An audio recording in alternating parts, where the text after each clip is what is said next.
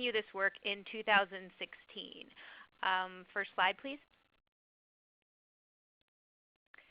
So first, we've been working on a series of state-level reports on employment discrimination against LGBT people.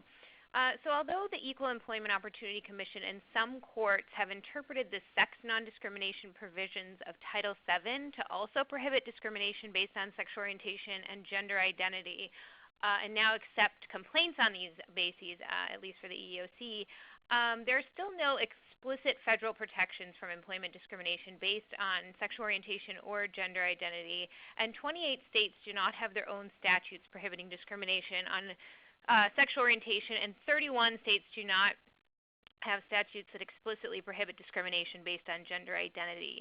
So our state-level reports are focused on these states, the ones that don't prohibit discrimination based on either sexual orientation or gender identity by statute.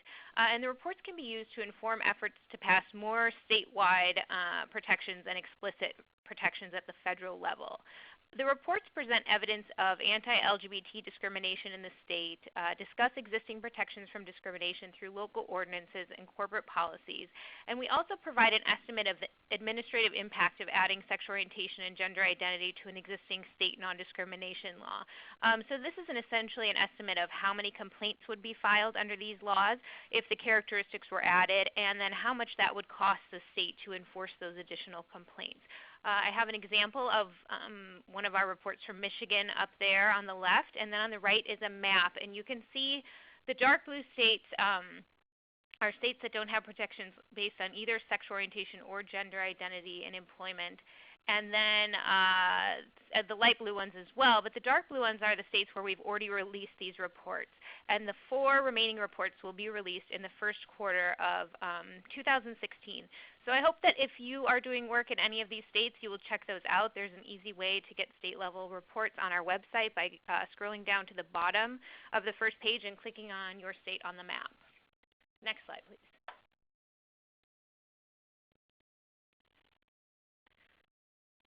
So we're also working on a series of reports that assess how frequently LGBT people use sexual orientation and gender identity non-discrimination laws compared to the use of race non-discrimination laws by people of color and sex non-discrimination laws by women. To do this, we adjust the number of administrative discrimination complaints filed on each basis by the size of the population most likely to file each type of complaint. So for sexual orientation and gender identity complaints, we adjust by the number of people in LGBT people in the state or in the workforce. For race non-discrimination complaints, we adjust the number for people of color in the state or the workforce, and for sex complaints, we adjust by the number of women in the state or workforce. So this method allows for a more reliable comparison than just looking at the raw number of complaints filed, since the raw number of sexual orientation and gender identity complaints is very low given the small size of the LGBT population. So when we adjusted employment discrimination complaints in this way, we found that the rate of filings for sexual orientation and gender identity is very similar to the rate at which race and sex discrimination complaints are filed by people of color and women. So you can see there on the left the annual filing rates by state, and then the graph on the right shows the national average rate. So that is across all states that provided data for this analysis. So we just released our analysis of employment complaints in October, which is what this data is from on this slide. And we are currently working on similar analyses of public accommodations, discrimination complaints, and housing discrimination complaints. And the employment complaint report was based on 2 previous reports that used a similar methodology and found strikingly similar results. But the public accommodations and housing reports will be the first reports to analyze those type of complaints. So please be on the lookout for those in January or February. Next slide, please. And finally, I want to mention some reports that Jody Herman, who will speak in a moment, and other researchers here at the Williams Institute have done, which estimate the impact of discrimination against transgender residents on state government budgets. So these reports use data on employment and housing discrimination from the National Transgender Discrimination Survey to estimate how much states lose each year as a result of increases in public assistance expenditures, costs related to homelessness, and lost income tax revenue. We've done these sorts of reports for New York, Florida, and Massachusetts so far. You can see the example of how much it would cost New York annually from our estimate in that state. Our other reports are available on the website. Again, if you go to the state map, it's an easy way to find them. So in addition to possibly doing more of these reports in the coming year, we'll also be doing new research that is sort of similar but looks at the economic costs to employers and governments as a result of the negative health outcomes that LGBT people experience because of discrimination. So that's it for my presentation. I'll turn it back over to Gary. Thank you very much, Christy. And I'll remind our listeners that if you do have a question, feel free to ask it in the chat area, and I'll try to address it with the person speaking, or perhaps flag it for a question that we might respond to later on in the webinar. So again, thank you, Christy. We'll move now to our next presenter, Bianca Wilson. Bianca is the Rabbi Barbara Zaki Senior Scholar of Public Policy at the Williams Institute, and I will turn it over to her. Thank you, Bianca. Yeah, thank you, Gary. Hello, everybody. So I'll talk a little bit about some of the areas related to LGBT or LGBTQ youth work at the Williams Institute. So looking ahead, we actually see ourselves continuing to conduct the kind of research that we've been completing the last couple of years, where we've been documenting demographics, disproportionality, and disparities in several domains. These areas include looking at the relationship or the experiences of youth in various state institutions, such as the child welfare system or those youth in out-of-home care and in foster care, as well as youth within juvenile custody and in incarceration and within the school systems. And then also in the area of economic instabilities and poverty specific to youth, given high proportions of LGBT youth experiencing homelessness, we'll continue work in looking at disproportionality and disparities in the area of homelessness, as well as engagement in survival sex or sex work. And then also in the area of health, we'll continue and start new work with regard to LGBT youth, looking at areas of reproductive and sexual health, which includes both HIV prevention and also pregnancy and parenting among LGBT youth, as well as looking at relationships between mental health and minority stress, and continuing our work on assessing levels of access to social services.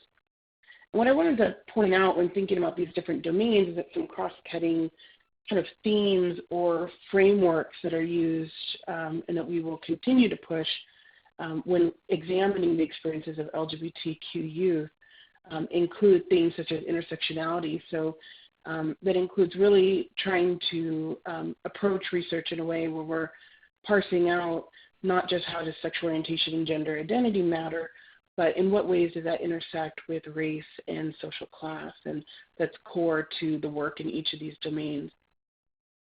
Also, thinking about public policy research in ways that are not only informed by movement perspectives, but also from community mobilization and community oriented research, and thinking about identifying new areas of work from community perspectives.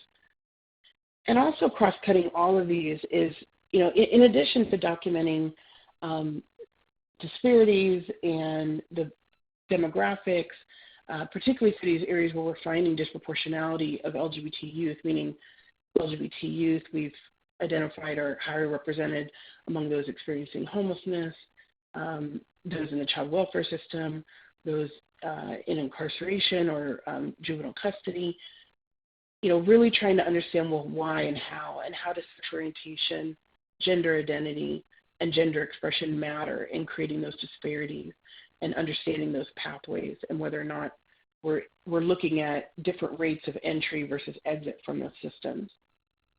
So, that's just the overall frame of a lot of our work that will continue in the area of LGBT youth. One specific set of projects We now know, given a study that we conducted collaboratively with Kush Cooper and the LA LGBT Center in the last year or two, we know that 19% of foster youth are LGBTQ, at least in LA County. And in addition to documenting that really high overrepresentation, we also saw a number of areas of disparities with regard to being moved around more and more likely to be in a group home and experiencing homelessness. And so, that study was important for documenting the differences between LGBTQ youth as a whole and those who are not LGBTQ. So in that way, really thinking about sexual orientation and gender identity together as one minority or subjugated social status. But what we want to push further now is understanding kind of what are some of those differences within the LGBTQ youth grouping. So that includes how is gender related to the foster care disparities that we're seeing. So in the next year, we'll be publishing a report and papers looking at, for example, the differences in experiences between transgender and non-transgender youth, as well as pulling back and thinking about gender nonconforming and those who are non-gender nonconforming, regardless of their sexual orientation status, and also thinking about what are the differences that we're seeing between cisgender girls and cisgender boys in the foster care system and where sexual orientation intersects with that. So those type of analyses and those questions are what we intend to be answering in the next year.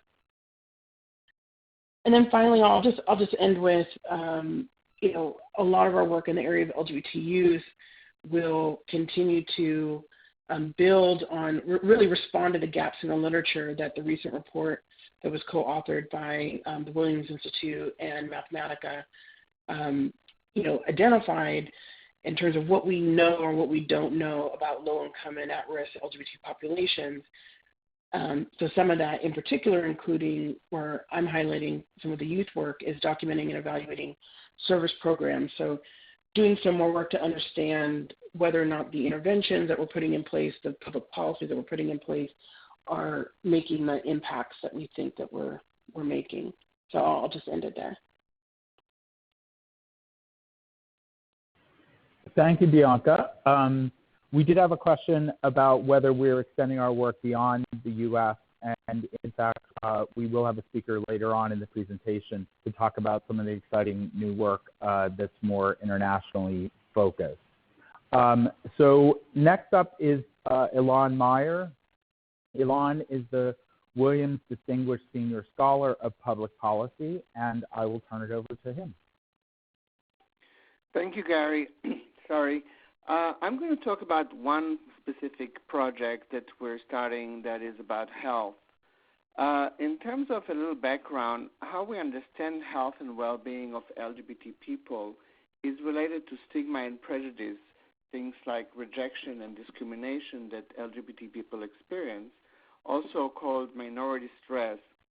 And research has shown that minority stress is related to a variety of physical and mental health disparities between LGBT and straight and cisgender populations.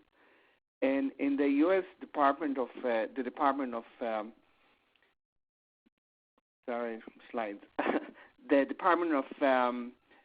Health and Human Services recognizes this, and it is an important public health objective to reduce these disparities.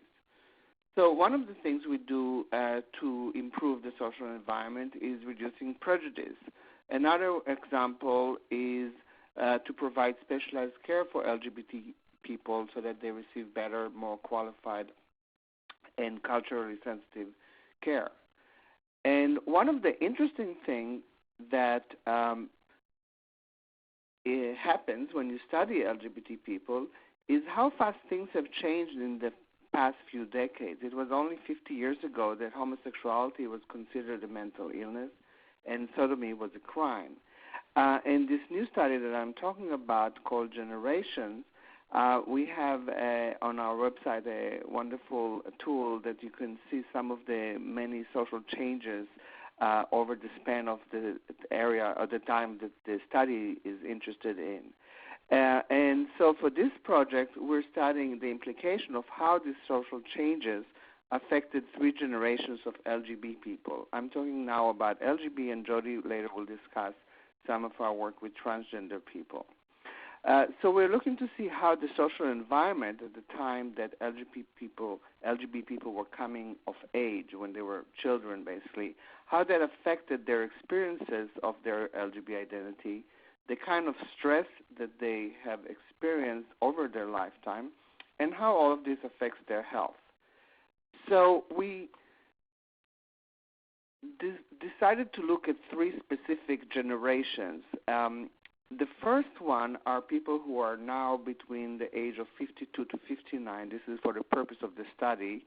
And those are people that during their youth saw incredible changes, such as the Stonewall, as I mentioned, the removal of homosexuality from DSM, and things like that, that we are referring to this generation as the Pride generation. This is a group that had the first Gay Pride March and things like that. And here are some pictures to remind you or show you what things looked like for that generation. So this is the people who grew up at that time. This is what they were experiencing. Our second generation is a generation of people who are now 34 to 41. Again, for the purpose of the study, we're specifying certain age groups. And they came of age during a period of great challenges, but also great changes and increase in institutions that cater for LGBT people, such as PFLAG was funded, GMHC, of course, in the context of HIV and AIDS. West Hollywood was funded during that generation's youth. And so these people were experiencing a very different LGBT identity than did the previous generation that I described. And finally, the third generation that we're looking at are people who are now 18 to 25, or next year will be 18 to 25. And we refer to them as the equality generation because they experienced a period where the discourse around them was all about marriage equality and inclusion and inequality and discrimination and things like that. So what we're looking at is how did these changes in the social environment over this time change the lives of the LGBT people in the 3 generations? Are there differences in the minority stress experience that these different generations of LGBT people experience? For example, are youth today, when the environment is much more accepting on the surface, do they actually experience other forms of discrimination and prejudice, maybe more subtle and hidden forms of homophobia? And what is the impact of any of these types of stressors that they experience on their health? And are they different in the terms of the relationship of stress and health? And finally, we're also looking at how their identity and identification with the LGBT community affects where they seek health and health information. For example, we ask how likely are younger generations of LGBT people who are growing up in a more accepting society, how likely are they to seek services and information from LGBT sources, and how do this compare to the older LGBT people when they were young? So those are some of the questions we are asking, and I encourage you to look for more at our website and more news that will come from the study in the future. Thank you. Thank you very much, Alon. Now we're going to turn to Adam Romero, who is Senior Counsel and the Arnold Z. Kasoy Scholar of Law. Adam? Good morning, everyone. I'm going to be speaking about one of our new areas of focus, which is criminal justice issues. We're developing a robust research agenda related to the many different ways in which the criminal justice system affects the lives of LGBT people. And of course, there couldn't be a better time to be doing this research given the vibrant discussion and debate that's happening across the country about policing, incarceration, and other criminal justice issues.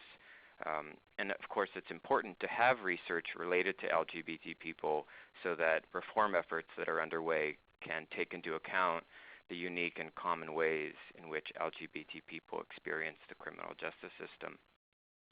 Recently, we've published several studies and reports related to criminal justice issues in the LGBT community. I'm just going to mention four. Just this month, my colleagues Amira Hazenbush, Bianca Wilson, and Ayako Mayashita published a study on the use of HIV criminal laws in California. Using criminal offender record information, which is called CORI data, the authors examined over time how criminal laws related to HIV are being used and who is most impacted by these laws. In 2015, we also published a white paper cataloging available evidence on discrimination and harassment by law enforcement against LGBT people.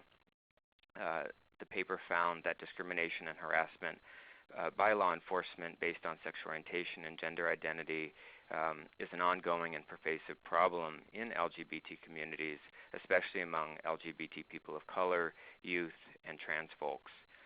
In the report, we also discuss how such discrimination impedes effective policing in these communities by breaking down trust, inhibiting communication, and preventing officers from effectively protecting and serving the communities they serve. We also provided numerous recommendations to reduce discrimination and harassment by law enforcement officers against LGBT people. And let me just note that we provided this research, or our research and our recommendation, to the President Obama's Task Force on 21st Century Policing, which was convened at this time last year in response to the political unrest around the country related to police violence and discrimination. And I'm pleased to report that the President's Task Force's final report, which came out in the spring of this year, adopted many of the recommendations that we made. In addition, we also published a white paper discussing various barriers that LGBTQ youth have in accessing youth mentoring programs. And of course, youth mentoring programs are intended to keep at-risk youth in school and out of the criminal justice system. And then fourth, let me just quickly note that we also published a report examining evidence of widespread discrimination against LGBT law enforcement officers in employment. Looking forward, you can go to the next slide, Lauren. Looking forward, we're pursuing a number of different research projects related to the criminal justice system. Stemming from some of the reports that I just mentioned, we've provided extensive legal research to the Department of Justice on its authority to prohibit sexual orientation and gender identity discrimination in its criminal justice-related grant programs. For example, the Department of Justice gives out hundreds of millions of dollars each year to local law enforcement agencies, but do not condition that grant money on the local law enforcement agencies having non-discrimination policies that protect LGBT people. And then we're also conducting groundbreaking research on LGBT people in prison and jails using data that's collected pursuant to the Prison Rape Elimination Act. We're starting to analyze data looking at the prevalence and overrepresentation of LGBT people in prisons and jails. We're also looking at their demographic characteristics, their background, their mental health, and also their sexual victimization in prison and jails, as well as their experience with administrative segregation and a number of other issues. Hopefully, we expect to be publishing in the next year or so on those data. While there is some data on LGBT people in prisons and jails, there generally is a dearth of data on the LGBT people's experiences in the criminal justice system. And so one of our big projects in this area is to work with federal agencies to expand and improve data collection in this area. So for example, we're working with the Bureau of Justice Statistics to add sexual orientation and gender identity measures to the National Crime Victimization Survey, the Police Public Contact Survey, and other federal surveys. And the Bureau of Justice Statistics is moving forward on adding those measures. So hopefully within the in the near future, there'll be better, increased and better data available on some of these issues. And then, of course, the federal government is not the only way to collect data, so we're exploring new ways to collect data on LGBT people in the criminal justice system, for example, working with legal service organizations and public defender offices. Finally, let me just mention a few more things in this area. We've been providing research and testimony to legislatures that are considering banning the gay and trans panic defenses. And what that is, for anybody who doesn't know, is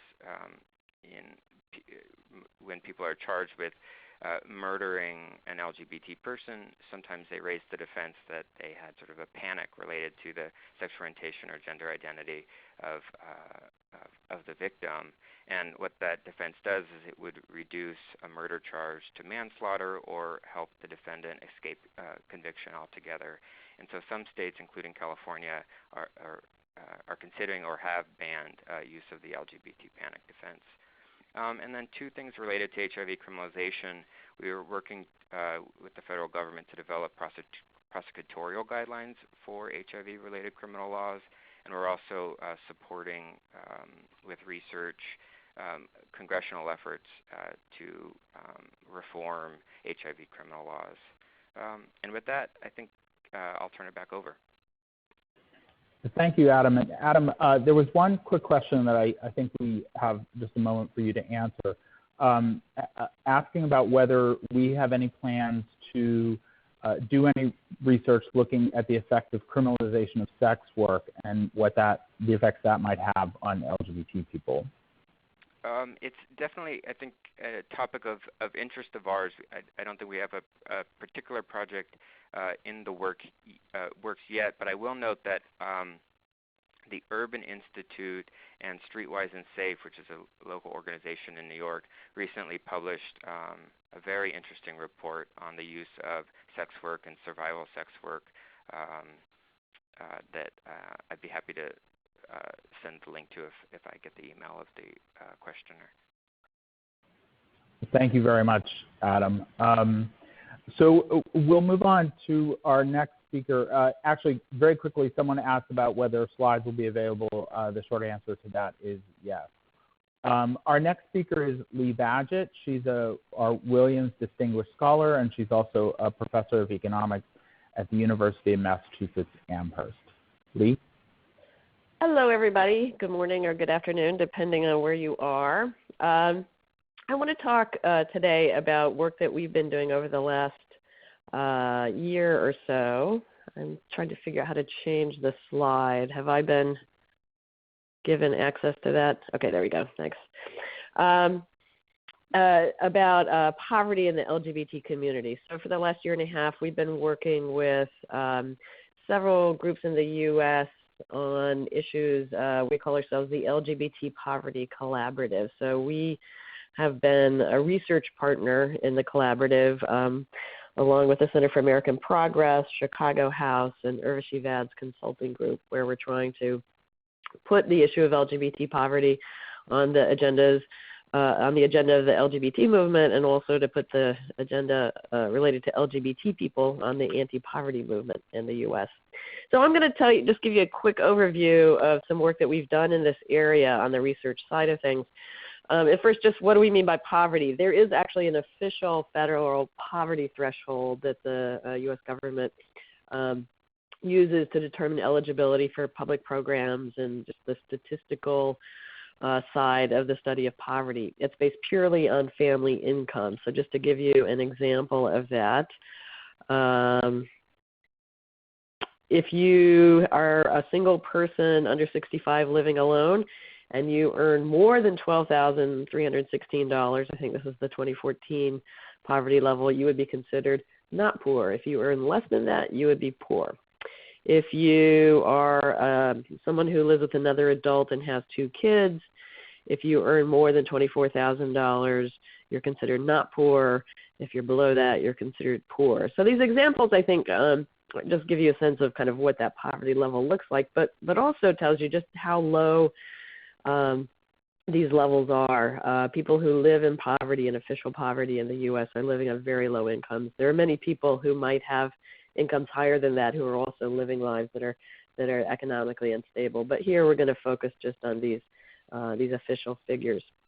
Let me just walk you through some our attempt to try to understand how many people in the LGBT community are poor. Our best data source for a long time has been the American Community Survey, which is kind of the new long form of the census, I guess you could say. We can see people who are in same-sex couples. This is from the 2012 American Community Survey. And we compare the poverty rates of people who were in different sex married couples to those of same-sex male couples and same-sex female couples. And you can see here that, that there are differences in both directions. So men who are in same-sex couples have pretty low poverty rates, 3.3%, compared to the 5.8% of different sex married couples. And then same-sex female couples, on the other hand, have a much higher poverty rate, 7.9% compared to that 5.8%. So just a couple things to point out here. One is that it looks like, and I'll show you in a few minutes, the gender wage gap makes a big difference for women in same-sex couples. The other thing I'll just say is that all couples are much better off on average than the average person in terms of poverty. The overall poverty rate is about 15%. So people in couples tend to have much lower poverty rates anyway. But they're the people that we have the largest data set to look at. So the other advantage of looking at same-sex couples is that we can break them apart. We can pick apart. We can sort of drill down into different kinds of demographic groups to see who has the highest poverty rates. So we've identified some particularly vulnerable groups. Same-sex couples with kids in particular are about twice as likely to be poor than kids in married different sex couples' homes. The biggest gap is for African American children and those living with female same-sex couples.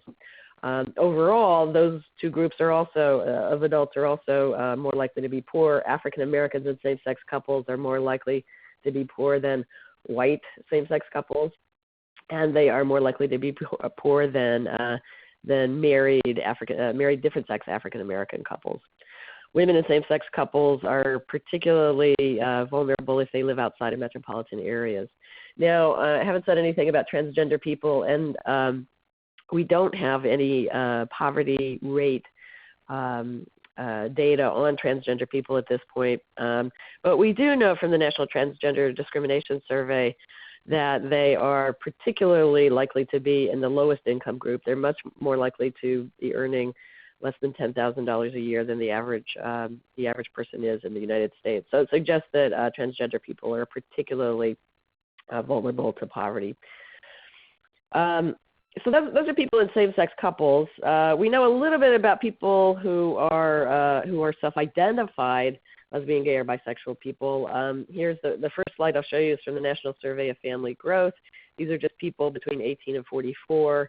You do see higher rates of poverty for LGBT people, whether they are men or women. So men are on the left side of this slide and women on the right side. And in both cases, the LGBT people have higher poverty rates.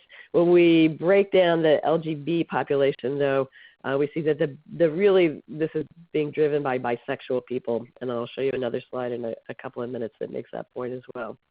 So these are only people who are 18 to 44 years old. So we're sort of trying to sketch out a portrait from data that aren't perfect for covering everybody in the community. Here's a snapshot of people who are single LGBT people living alone. Here's the closest we come to including transgender people in these data. This is from the Gallup Daily Tracking Poll. And you can see that the LGBT men are more likely to be poor than heterosexual men. LGBT women are a bit more likely to be poor than heterosexual women. So unfortunately, we can't split out the transgender people from this. But again, we're sort of getting, even though some of these findings that I'm showing you are not statistically significant differences, they are very consistent across surveys. Here's sort of some of our newest work that we're doing that hasn't been published yet. So this is, I guess, a sneak preview of sorts. looking at the National Health Interview Survey, which just recently added a question on sexual orientation. And here, again, we see that same pattern that I mentioned earlier around bisexual people being particularly vulnerable to poverty. The poverty rates are not that different for heterosexual and lesbian or gay respondents. In fact, gay men appear to have slightly lower poverty rates, but bisexual men and bisexual women clearly have much higher poverty rates on average. So I think at the very least what we can say from this overview is that LGBT people are at least as likely, and many of them might be more likely to be poor than heterosexual people are. So one of the other areas that we focused on is what to do about it. And I'll just tell you, we did a couple of simulations with the same-sex couples data just to see what happens if we raise the minimum wage. This slide shows that the poverty rate would drop quite a bit for every group. So we looked at married different-sex and unmarried different-sex couples, male same-sex couples and female same-sex couples. And in each of these cases, we see a very large drop in the poverty rate. The blue bar much higher than the red bar. So the red bar shows you the poverty rate after raising the minimum wage, and it's significantly lower. What about that gender wage gap I mentioned? Well, if we reduce the gender wage gap, we also see a big drop in poverty rates, particularly for same-sex female couples. So if we're looking at same-sex female couples, it's even more of a drop than with the increase in the minimum wage. So that's just an overview of some of the stuff that we've actually already done. Just to give you a sense of where we're going, one of our interests is in looking at why these poverty rates are in some cases higher. We are looking at things that we think are connected to being LGBT, like the loss of jobs as a result of discrimination or lower incomes, health disparities. We are interested in studying what the access to services looks like for people living in poverty. And we are going to be developing that research agenda, and we'll be carrying out those projects in the near future. That's it for me. Thank you. Thank you, Lee. Before you leave, there was one question I was hoping you can answer, asked about the relationship between education levels and the differences in poverty for LGBT and non-LGBT people. Well, there are big differences in education level. The more education people have, the less likely they are to be poor, and that's pretty similar for LGBT people and non-LGBT people. We have not looked to see if that effect is different for LGBT people, though. Actually, we could only do it, to be honest, and looking at this for people in same-sex couples, I think, because of the sample size requirements. I will add, however, that there is literature on looking at wage differentials that often can take education into effect. And in general, even though LGBT people have higher levels of education, much of that literature would suggest that even taking that into account, you see wage gaps with LGBT people making less. So, that has been shown in other literature. Okay, thank you. I'm going to turn it over now to Jody Herman. And Jody is a Williams Institute Scholar of Public Policy and focuses much of her research on gender identity. So, Jody? Thanks, Gary. So I'm happy to share with you all today just a small slice of what's next at the Williams Institute in regard to data collection and health research for the transgender population. And I'm going to focus mainly on some innovative research methods that we have developed and are currently in the field. Let's see. There we go. Okay, so these slides, unfortunately, are not the correct slides, so I am going to just have to go off my notes, which is fine. Okay, so first off, I just wanted to mention why data collection is important. So most of what we know about the U.S. population in terms of demographics and health economic indicators and a variety of other topics comes from federal surveys. And data from these surveys inform public policy, which can impact our lives and our health and our well-being. So it's very important that we have data. But yet very few, I can actually count on one hand, federal surveys collect data to identify transgender people. So it's rare that federal surveys actually collect data on sexual orientation, but it's even more rare for gender identity. So 2 Williams projects that are underway will strive to advance gender identity data collection and provide critical data about the health and well-being of the transgender population in the United States. The first project I'll talk about is our collaboration with the California Health Interview Survey, which is conducted by the UCLA Center for Health Policy Research. And the second project I'll talk about is the U.S. Transgender Population Health Survey, which we lovingly call the TransPop Project, and I'll tell you a little bit more about both. So first off, the California Health Interview Survey, or CHIS, is the largest state-level health survey in the country. Over a 2-year period, CHIS surveys a representative sample of about 40,000 adults and around 8,000 youth. So that survey collects data on demographics and a variety of health indicators and outcomes, such as mental health status, health conditions like asthma, health behaviors like smoking, and they look at access to health care as well. So CHIS has collected data on sexual orientation since 2001 and has just begun to collect data on gender identity. So in the fall of 2014, Williams Institute researchers, including myself, Bianca Wilson, Gary Gates, and the team from CHIS, piloted 4 versions of questions to identify transgender and other gender minority respondents. These measures worked well in the testing, and based on that, we chose what we thought was the best measure for inclusion on the 2015-2016 CHIS cycle, which is currently underway. So the final measure based on the pilot is a 2-step measure that first asks a respondent's sex assigned at birth and then asks about current gender identity. So when these 2 questions are cross-tabulated, we can identify those whose current gender identity differs from their assigned sex at birth. So this measure works well with both transgender and cisgender respondents alike, which is very important for accurate measurement. And we're looking forward to the resulting data, which will give us brand new insights into demographics, health, and well-being of transgender residents of California. So next, I'd like to share with you a project we are all very excited about, the U.S. Transgender Population Health Survey, which we call TransPop for short. The website, you can find out more about the study at the study's website, which is at transpop.org. And the study is supported by the National Institute of Health, Office of Social and Behavioral Science, and the Eunice Kennedy Shriver National Institute of Child Health and Human Development, and is it's part of the generation study that Alon described earlier. So Alon Meyer is serving as a principal investigator, and Walter Bakhtin from Columbia, Sari Reisner from Harvard and Fenway Health, and I are co-investigators. So as with generations, we're working in collaboration with Gallup, which is a national polling firm.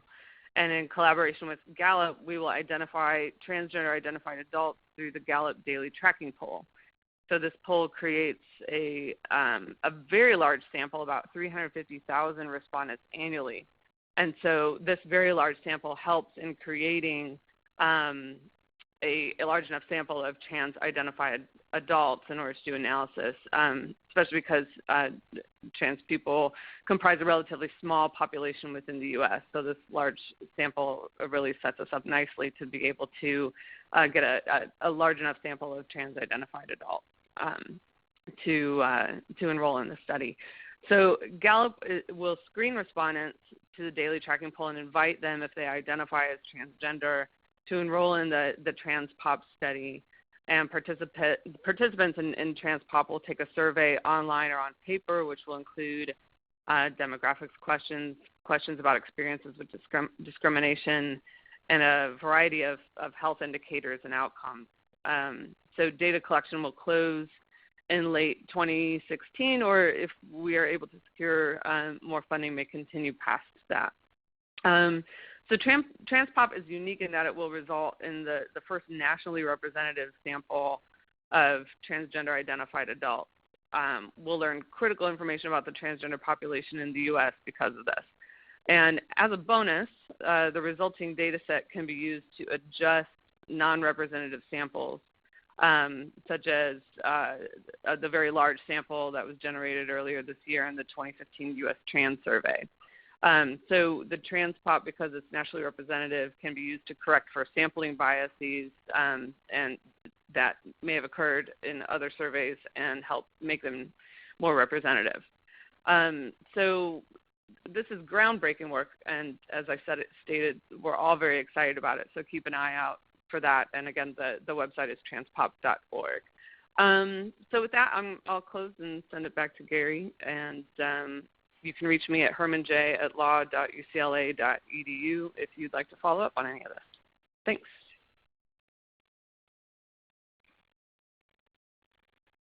Thank you, Jody. Our last presenter is going to be Andrew Park, who's our Director of International Programs, and he will talk about some of the new work that we're doing that is outside of the U.S.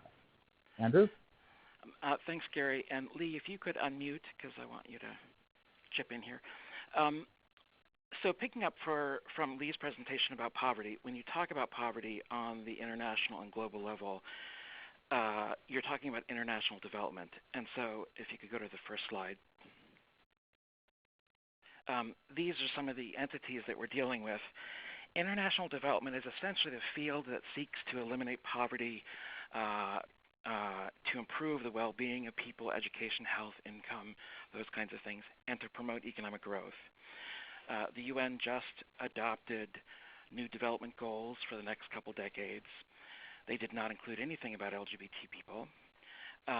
And the Williams Institute is kind of focusing on this field of international development to try to make sure LGBT people are represented. These are some of the entities that give up to about $160 billion a year in funding to countries and groups around the world to work on this issue. And let me say that, go ahead to the next slide. Many of you might be familiar with the Human Development Index, and this is the kind of simplified thing that measures human well-being throughout the world. This is a nice map from 2011. The year is not very relevant, but what this illustrates is that these measurements are taken very locally on a country-by-country basis. And there are hundreds of measurements, and no measurement at all that any of the development agencies have thus far measures anything about LGBT people. And in fact, the data in most places is very thin or non-existent about LGBT people and all the things we've been talking about on this phone call. Yesterday was International Human Rights Day, which commemorates the signing of the Universal Declaration, and that's usually celebrated by ceremonies and proclamations, etc. One thing that happened is that the United Nations released a video, and everybody on the call is going to get an email with a link to the video. I urge you to watch it. It's a very good video. Narrated by Zachary Quinto, who plays Spock, and is gay. And it essentially reviews some of the data about discrimination, exclusion, and the impact of it. Most of that data either came from Williams or came from somebody associated with Williams or came from a study that cites something from Williams. And in fact, a good chunk of the video is the work of Lee Badgett. Lee, do you have anything you wanted to say about the visibility that this work is getting at the UN? Well, I guess I would say that I think it shows the power of data and the importance of data to answer questions and to set the framework for larger discussions. And I think there's a realization that that's something that we need to have at the international level as well. I think the panel yesterday was on the economic cost of homophobia and transphobia, or LGBT inclusion, to put it more broadly. And I think that's that's an important addition to the human rights agenda that I think dovetails nicely with the kind of work that we've been doing. Yeah, and rhetorically, the video also covered intersex. There's very little data about intersex, so not much of the underlying research invoked in that video deals with intersex, but the definition of the larger community was LGBTI.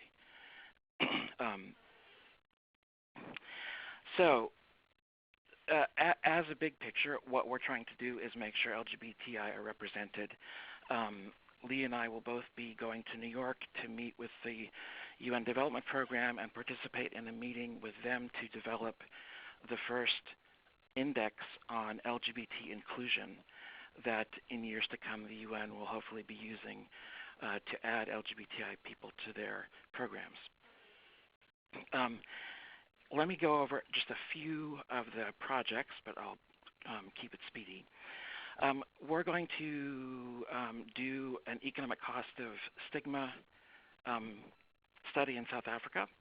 And as part of that, we're going to try to find and identify and support local researchers and a local economist to do this kind of study and start to build a field in that way. Next slide. We're also in conversation with a few countries who will be conducting a census within the next few years. So Uruguay is the country that I think shows the most political willingness in the Western Hemisphere to add sexual orientation and gender identity. So we're in touch with them through somebody at Williams who speaks Spanish. Next slide. We're preparing work on a project that will look at the effectiveness of public education campaigns in Muslim communities on issues of sexual orientation, gender identity, and sexuality issues. So we're designing an evaluation, and we're going to train the local groups to conduct the survey that will evaluate this public education program. I think it's going to be one of the most thorough evaluations that I've seen of these kinds of public education programs in the Global South. Next slide. We're also doing a bunch of things in Colombia. They're going to be conducting a census next year, and they may add sexual orientation to their census. So we'll be talking to them. And as you know from the U.S. experience, these conversations about the census are kind of multi-year processes. And the other thing that we're doing in Colombia is awaiting a decision about the marriage case. Nan Hunter was invited to represent the Williams Institute at the Constitutional Court at the latest hearing that they've had in Colombia. And so she went down there to do that. If you could advance 2 slides. Yep. And then we're planning a meeting next year together with the World Professional Association for Transgendered Health to discuss survey methods and to see if it's possible to develop best practices in surveys of gender identity globally.